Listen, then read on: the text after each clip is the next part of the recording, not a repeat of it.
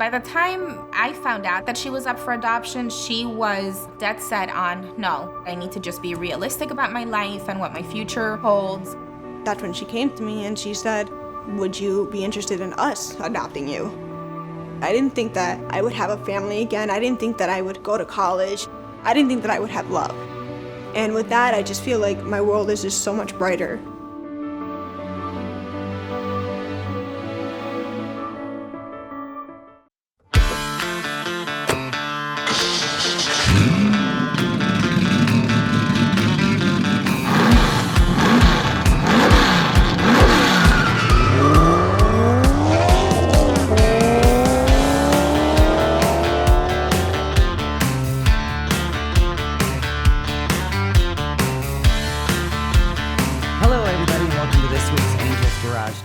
Got something in store for you. We got our usual Mark's Minute. We let him talk a minute.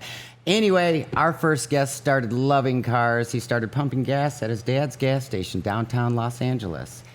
His name is none other than Mr. Wade Kawasaki. How you doing this morning? How you doing, Wade? I'm doing well. It's good to have you here. Thank you. I just want to jump right in with you. You were 10 years old and you started pumping gas. Yep. And how did we go? Well, I think when you're the child of an entrepreneur, you have no choice. You have to start working and sweeping floors and pumping gas and doing all that. And just had a great time. It really gave me such a close connection to cars, right? To be able to work on them, and back then, when you pump gas, you check the air in the tires. So I got to see all those cool wheel and tire packages. You open the hood and got to check the oil. So I got to see all those great engine, options that these cars had. So I was just loving it. It was the right time. It was in the 70s. So it was when all the muscle cars were out. And downtown LA, that was kind of the cool spot to be. Yes. Chrome wheels, big wheels, That's all it. kinds of chrome on the motor. Yeah, So we dig it. do you recall a car that gave you that umph? Which one stood out to you as a youngin'? You know what? So many of them did, but I think when I was really young, I remember distinctly a black 1970 Chevelle SS 454 four-speed car coming in, being able to look at it. It was a great education. I didn't do well in school. I wasn't a school kind of guy, but it was such a great education because on the valve covers and on the air cleaners was how many cubic inches they were, how many horsepower was, and that was my school. Yeah. How did you go from pumping gas to the lovely business that you have right now? Well, so really interesting. Thank you for asking that. But, just like most gas stations in Southern California back then, we had a race car. So I had a 57 Chevy. I took to Orange County International Raceway and raced. And ended up owing the speed shop that I bought parts for more money than my 25 cents an hour my dad was paying me was ever going to pay. So I actually went to work for the speed shop, and that's how I got into the industry. Wow. And then when did you start your first business? So my wife Rose and I, out of our little 2-bedroom house, it was 800 square feet, right? Oh, wow. 2-bedroom house in Guardian. Didn't even have a garage. We started Exports International, and that exported U.S. performance and racing products overseas. At that time, primarily to Scandinavia. Remember all the Scandinavians are coming here, buying up all the muscle cars and taking them back. Yes, well, sir. they needed to get parts for those, so that's what we were doing, is sending them to Norway, Sweden, and Finland, primarily. smart. And then as we expanded, it got to be worldwide. Well, a shout out to Miss Rose for being the woman behind Yes. the man. So now it's like I watch you every weekend. We follow you. Yeah. Thank Car you. Guy Adventures. You're Thanks. always on Meekum. You're also at SEMA. How did your SEMA career start? Well, I was 26 years old when I started Exports International. Really knew a lot about the automotive industry, but didn't know a lot about business. And I went to SEMA, I went to the association offices.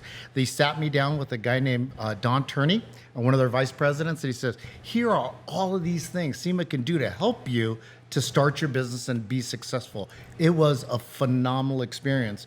And he also said, hey, next week, I just happen to be gathering some young executives of automotive aftermarket companies, and we want to start a little group to see how we can help young people break into our industry. So I said, sure. And so the next week I came back, sat in SEMA's big conference room. I thought, wow, I'm like super special. I'm in this SEMA conference room. And myself and I think 6 or 7 other folks, both men and young women, that ended up being the very first meeting of the SEMA Young Executives Network, which has now over 3,300 members Wow. in it, and really does a great job of helping young people get into our industry. And that's beautiful. We need that Yeah. nowadays to keep the younger generation, to keep our dreams alive, and to keep these cars on the Absolutely. road. So like SEMA, you started with the company, and now like you've been there for years, growing up the ladder. I mean, Yeah. in 03, you won an award. Yeah, so in 04, I 04? think Okay. that is.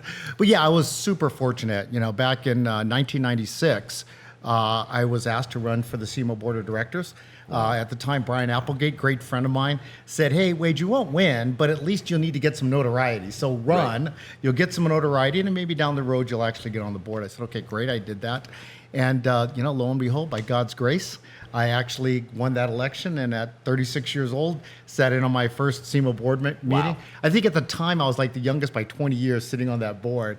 So it was interesting, but I got to learn a lot. I got to sit around a table with my just absolute icons in this industry. You know, the George Elliott's, the Harry Hiblers, Chuck Blums, I mean, Russ Deans, all these guys who are just absolutely icons in the industry. I got to sit down there and learn from them, and also participate and be able to give back to the industry that has given my family so much. So That's So that's wonderful. really helped. That's the education really part that you receive is by surrounding yourself with quality individuals and people that really know what they're doing. yeah, you got that 100%. And I'll tell you, car guys in the automotive industry, there's nobody better. Almost everybody that I've approached and said, "Hey, I really need a mentor. I really need some help. I really need to learn more about how to run my business," has bent over backwards to be able to do that. At the time, Harry Hibler was publisher of Hot Rod Magazine, right? wow. And I just said, "Harry, I really need to understand marketing better." And he would just sit with me for hours explaining to me how things went, and really helped us launch our companies. And then subsequently, when I became a partner at Coker Tire, helped us with Coker Tire. So it's been a great relationship with some great mentors in the industry. What sounds really unique is that you learned more from experience and Yes. hands-on and from people than you would the books. And that's how I had learned. It was like people like you that share the Yeah. information and wealth of knowledge that you have with people like me that need that knowledge. And Oh, it's really absolutely. good. I wanted to talk to you about legendary companies. Let's talk about what you got going on over there. Right. So, you know, when we did sell Coker Tire to private equity, Irving Place Capital, great company, took a portion of my proceeds, invested back in the company because they wanted me to remain a CEO. We formed up Legendary Companies as a place that an umbrella that we can put all these other legendary companies that we're looking to acquire. And when we do acquisitions, we do it a little bit differently, right? We're really looking for those opportunities where we can make 1 + 1 = 3. Yes. Where we can come alongside people, where we could say, "Hey, you guys do some really great things on your own, and we do some pretty good things, but we can, if together, we can do far more than we ever do apart." Exactly. So ours isn't a strategy of, "Hey, cut costs, fire people, move everything." Ours is a strategy of, "Hey, let's invest in great teams and build those great teams, leverage our strengths, leverage their strengths, and become a stronger company as a whole." And so far, it's worked pretty well. Very smart. That's Very really smart. Can you tell us about the Great Race? How is that legacy going to continue? What do you got surprised for us? What's going on? Well, thank you. So we just finished up the Great Race. As you know, we own the Great Race, which is the Hemmings Motor News Great Race presented by Haggerty, two of our great partners, just great institutions. Love both of those Yes. companies, and we just love to do things with them. We're a member of the Haggerty's Drivers Club, so we're very involved with them and do a lot with Hemmings as well. But the Great Race started off in San Antonio, Texas, went to 18 different cities, almost 2,000 miles, all the way to Greenville, South Carolina, over 9 days. So the racing was over 9 days. When we got to North Carolina, the winning team was Jenna and Olivia Gentry, who are 18 and 20 years old. That's young beautiful. women Young into this and industry. women. Good job, Good ladies. job. Keep it rocking. And it isn't like they just won it by accident. I mean, it really takes a lot of skill It to does. be able to win that. And Yes, it you know, does. those sisters, one of them is a dirt track racer. The other one owns and operates her own successful small business. So that's these are really the future of our industry. So How do you decide? We were fortunate enough. The Great Race came through Sault Ste. Marie, Michigan, Right. when we lived up there. Yeah. When do you decide what the route's going to be, Yeah. and it's so top secret. Yeah, How it do you- is. When do you know? That's interesting you said that because it is top secret. So we look at routes 2 years ahead of time. Oh, wow. So next year's route's already in the bag. We already know where it is. We already know what cities. We already know exactly how we're going to do it. Now we still run the route before the race again, but we're starting to work on the 2023 Wow. Great Race route now. Wow. And what do you have going on? Like, you go to all the auctions. We see you at Meekum. We see Right. you with all the legends. This is the Legends season, by the way. And what is your high point when you go out and work with the public? Yeah, you know what? That's what it is. It's just hanging out with car guys. I mean, I just love hanging out with car guys. And Meekum Auctions has been a great vehicle, pardon the pun, to get us in front of some new car guys, right? I mean, we're talking about it's a younger demographic than our traditional demographics at our traditional shows. You know, we have 7 tractor trailer rigs going across the United States all the time, going to all these events. Well, Meekum brings us a new audience. You know, guys that didn't read Hot Rod Magazine growing up. They didn't watch Muscle Car TV all those years. They're very new to our collector car hobby. They're buying these dream cars of their past. And so it gives me the opportunity to be able to connect with them, talk to them, see how we can support them in a better way. And as we continue to expand on legendary companies and continue to expand the breadth of what we sell besides just tires and wheels, it really gives us a good idea of how we can serve them and the community the best. So really enjoy the Meekum auctions.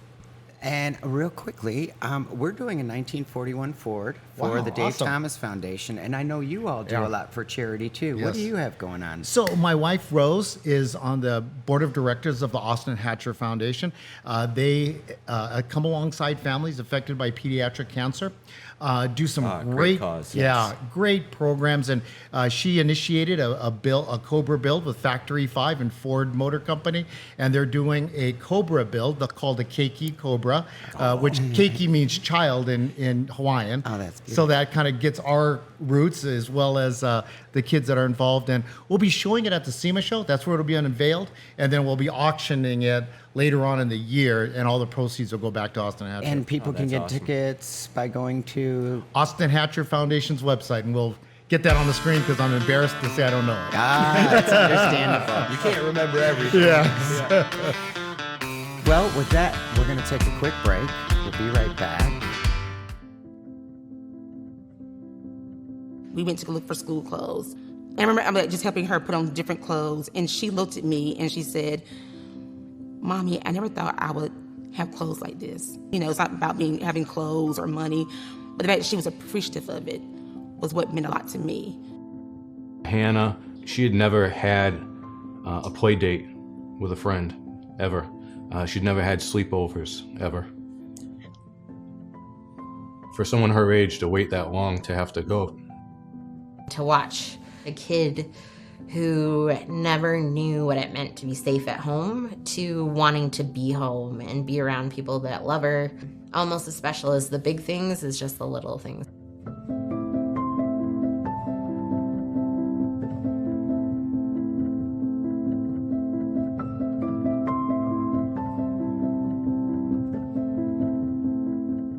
Angel's Garage, the podcast, is brought to you by My Travel Tray. Life on the go just got easier. And by Haymaker Coffee Company. Grab life by the beans.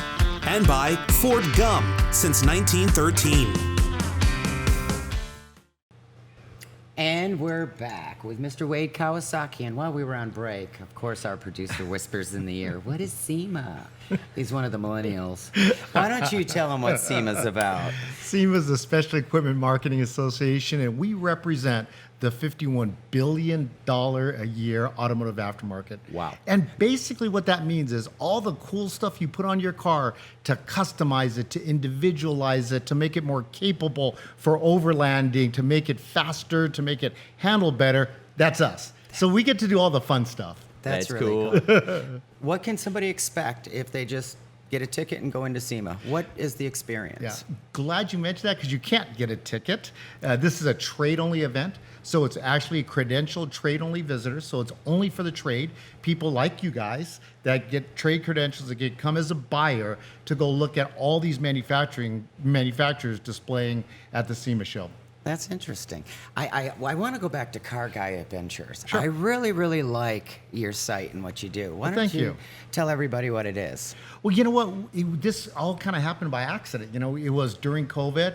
I still had to travel for business. And, you know, as you know, we're sponsors and partners at Meekum, and Dana and Meekum and Frank and that whole team, Dave Majors, they just do a great job at those auctions. They did a great job of keeping them safe. They did a great job of being able to still have people participate and bid over the internet. And so I was still going to these auctions. And so I thought, hey, there's not a lot of people fortunate like me to be able to do that. So why don't I just do a little videotape? I just grabbed my iPhone and, you know, walked around and showed people cars, and it really caught on. And so as long as people are still watching it, as long as it's beneficial, love to be able to do that. Love to be able to show people places that they haven't been before, right? Right. And be able to experience that so they can come out and do it. Exactly. That's interesting because I think that I and many others live vicariously through your phone. When you do those events, we get to see the cars before they get on the block. Yeah. It's really interesting. You go to each different type and you give us a view of it that the TV isn't allowed to do because it's just the auction. Right. So it's really good how you do that. And I just saw a picture that you had taken with some of our guests this season. It's just so great. You go out and you meet like Linda Vaughn and Ed Iskandarian. And how do you feel about meeting these people that are icons in our business? Yeah, you know what? It's been an amazing journey where when I was young, I mean, these were people that I looked up to. I was like, wow, that would be amazing to someday be able to shake their hand and meet them. Yeah, you got that right. You know, yeah. These are folks that were so beyond my sphere of influence, and to now become actual friends with them and hang out with them, it's really Kind of an boggles amazing the mind a little it bit, does. huh? Yeah, yeah. You really, I kind of have to pinch myself. I mean, so we were just at Ed Iskandarian's 100th birthday at the Peterson Museum Sunday, and I'm hanging out with these guys, and literally, I'm driving back in my 32 back home, and I'm thinking, Matt, wow. how lucky am I that I just got to hang out with Ed Iskandarian, with Bruce Meyer, with, you know, Harry Hibbler, with all these greats. absolute icons in our industry. Yeah. And, you know, they're friends. It's cool. I'm going to have to ask you this, and you may not want to answer, but which person have you met since doing this that just made you go, ooh? Who's the top that you met? And I know they all are. Yeah, but who is your one that you know, that you really, really, really? That's super hard. That's super hard. That's super hard to answer, but I got to tell you, it would be in the group of Barry Maguire. We're real car guy, great man of faith. I mean, I just really look up to guys like Barry Maguire, to Harry Hibbler, publisher of Hot Rod Magazine. Same thing, a great man, both in the industry and personally at home. So great What kind folks. of cars do you have? What kind of cars? You know what? Right now, I seem to have a lot of Fords. So Yes. Yes. We all bleed blue around here. So all the way from my 32 Ford Highboy wow. that I just took to that Ed's 100th birthday, which was fun. I forgot how fun it is to drive. All the way up to a new Ford GT. That nice. was just a fun. I'm just so blessed to be able to have the opportunity to purchase one, and it's just a wonderful, wonderful car. What kind of motor do you have in the Deuce? So I have a LS engine in it, so it's got. I cheated a little bit. Yeah, yeah. If you look externally, I built the car to be just like the original, right? Right. But internally, with the LS motor, it's a 427 cubic inch stroker LS motor in it. It's got 4 billet Webers as throttle bodies in it, yeah. controlled by a fast computer. So really fun Nice, stuff. nice, Fun yeah, stuff. yeah. That's really cool. So with all your cars, between the new GT, is it an 06 or? No, 2021. Oh, I'm sorry. I'm thinking way beyond. I was thinking of your 05 and they went to the 06. Okay, so how does that compare to driving in, let's say, the 32 with an LS? Well, so the 32, it's such a visceral experience, right? It's loud, it's a little rough, it's hard to see out of the windshield. When you pull up on green lights, sometimes you can't even see the light because the top is so low. So it's a much different feeling, but I'll tell you, I forgot how fun it was. I took it for a cruise along the beach. When I went home along Manhattan Beach, Hermosa Beach, Redondo Beach, it just brought back such a great memory of when I was in high school and we used to cruise along the Strand all the time, right? I mean, it was just so cool. Where the new Ford GT, I mean, it's built by Multimatic. All Multimatic builds as race cars. It really feels like a race car. Right. It's smooth. It's very stiff. Really handles well. It's really an amazing car. That's really cool. That's just interesting. And I've got to ask you, And since you've watched cars since the age of 10, you've watched them change and all these modifications Right. that can be done. What is your thoughts on it? Well, as the automotive aftermarket continues to evolve, which it has, the one nice thing is there's always a hankering back to what was popular when you were in school, when you were an enthusiast. So that part of the industry is always going to be there. But SEMA really is doing a great job of preparing us in the aftermarket for what the future is going to look like. We just hosted a 3-part series of webinars talking about ADAS systems and how you can still manage to produce product for cars equipped with ADAS. We also, as you both know, do a lot with our our executive order laboratories, right? We've got one in Diamond Bar. In fact, we've just hit a milestone in that Diamond Bar, and a buddy of mine, Mike Spagnola, runs that operation there, and they now have helped over 100 SEMA member companies get nearly 500 executive orders. So those are 500 products that normally wouldn't be allowed to be sold for street cars, and now they can be sold in all 50 states. So just a wonderful addition to be able to come alongside the industry and really help the industry as we continue to, as you said, these cars get newer and newer, and it's a little bit harder and harder to modify them. SEMA is equipping its members to be able to do that.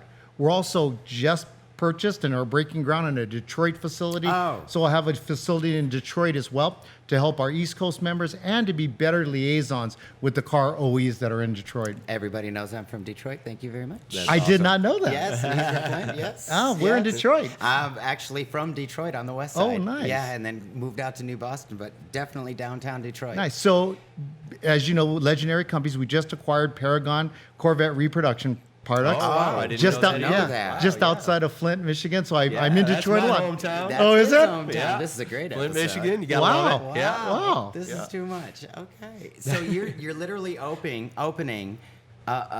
in Detroit. No, well, we acquired Paragon, which is and- located right, just and you're- outside of Flint. Yeah. And so you now have Paragon Corvette. Yes. Yeah. So the leading C1, C2, C3 Corvette reproduction parts company. Most of the products are made in America, like we do at I'm Wheel Ventique. so So happy. something that we're really proud of, bringing, keeping business in Detroit, keeping America strong, building products in America for American cars. Back to the roots. Yes, I that's am it. so Back to the excited roots. to hear Yeah. that. Yeah. I gotta ask you, is SEMA prepared or ready for the electric? Yeah, so I'm glad you mentioned that, actually. So in the brand new West Hall, the SEMA show footprint is huge now, right? They've turned the gigantic parking lot into the West Hall now. That whole campus is over 200 acres. Wow, it's really grown a lot over the and we years, use yeah. every square foot of it, as you Oh, know, yeah, with yeah. outside exhibits, with, there's just tons of things going on. And in that new West exhibit hall, we're looking and getting more electric exhibits out there so people will see what the art of the possibility is as electrification becomes more and more popular. Wow. Do you see you do see that slowly it is starting to get more predominant in our industry, that it's getting more and more electric vehicles? Yeah, or- I think so. If you look at the press conference that General Motors had, talking about the majority of its fleet is going to be electric, and so we see that coming. I don't know if personally I agree with that. I think we have some challenges with our power grid here in the United States. Yes. I'm not Right. sure it will Yes. support Yes. that amount of Yeah, electrification. we've talked about that Yes. before. You Yeah. and I, yeah. I think I'm probably leaning more towards Toyota's method, where Toyota's saying, hey, the future is actually going to be hydrogen, right? So it's still Right, Yes. an right, internal right. combustion engine. So, Yes, I would say that the nice thing about the automotive aftermarket is we've always been very agile and always been able to adapt. I gotta ask this. I'm gonna let Mark say something he's always wanted to say. Tell Wade about your idea about magnets. Oh, nice. For cars. Well, my idea was something like strong magnets, and you'd be able to have some kind of like a hover, Yeah. working off the gravitational pull of the Earth. If you could get a strong enough magnet to be able to reverse the polarity, so Yeah. where you didn't have to need fuel. I wanted to thank Mr. Wade Kawasaki for stopping by. It was a pleasure talking to you. Thank you so and much, An yes. honor, actually, Yes. as this is the legend season, and Yeah. I do believe you are a legend. Hall of Fame, SEMA, and everything else. Without a Yeah, doubt. that's a legend. And Well, thank you so much. everybody can go to Car Guy Adventures. Yes. Follow him. You'll be on the ins, behind the scenes, the latest and greatest of everything with cars. And now I have to throw it over to Mark. This week on Mark's Minutes, when the wife says no, but your project still has to go.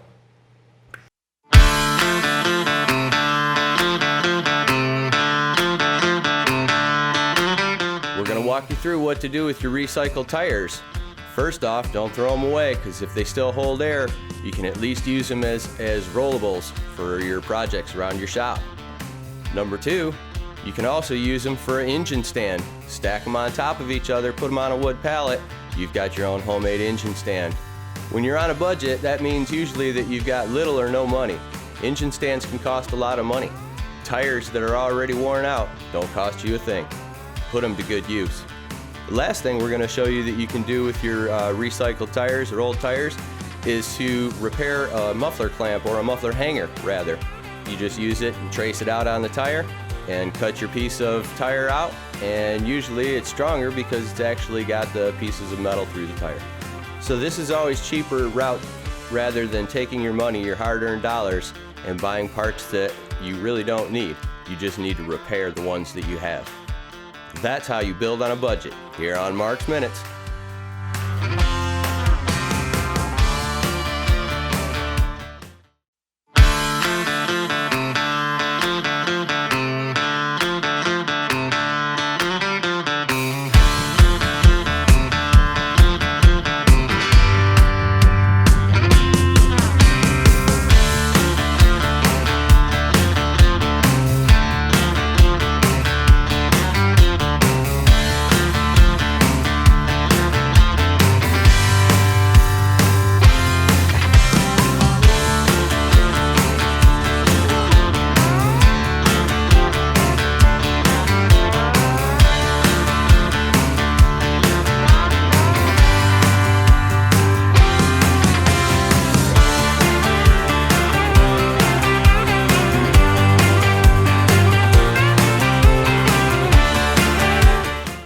By the time I found out that she was up for adoption, she was dead set on, no, I need to just be realistic about my life and what my future holds.